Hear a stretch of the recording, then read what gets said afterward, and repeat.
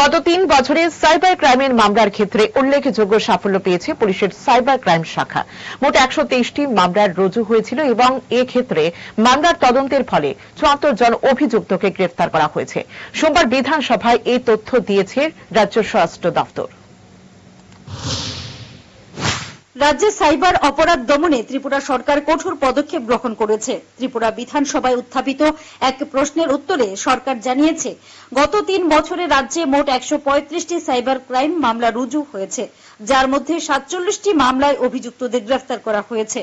সরকারের দেওয়া তথ্য অনুযায়ী প্যারেডিং মামলাগুলোর মধ্যে পুলিশের সুয়োমোটো উদ্যোগে ৯টি মামলা রুজু করা হয়েছে।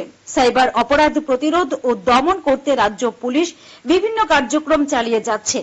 এর মধ্যে উল্লেখযোগ্য হল সাইবার ক্রাইমের বিরুদ্ধে সাধারণ মানুষকে সচেতন করতে প্রচার অভিযান চালানো। সাইবার ক্রাইম সংক্রান্ত তদন্তের জন্য রাজ্যের প্রতিটি থানায় বিশেষ প্রশিক্ষিত পুলিশ মোতায়েন। সাইবার অপরাধ সংক্রান্ত অভিযোগ দ্রুত নিষ্পত্তির জন্য সাইবার ক্রাইম রিপোর্টিং পোর্টাল ব্যবহার। 1090/1091 নম্বর ও https:/cybercrime.gov.in পোর্টালের মাধ্যমে অভিযোগ জানানোর ব্যবস্থা। সাইবার অপরাধ নিয়ন্ত্রণের জন্য পৃথক সাইবার ক্রাইম সেল গঠন।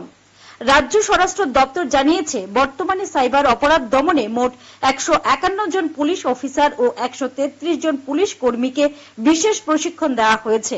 ত্রিপুরা পুলিশ রাজ্যের সাইবার অপরাধ প্রতিরোধে আরো কঠোর ব্যবস্থা গ্রহণ করবে বলে আশ্বাস দিয়েছে।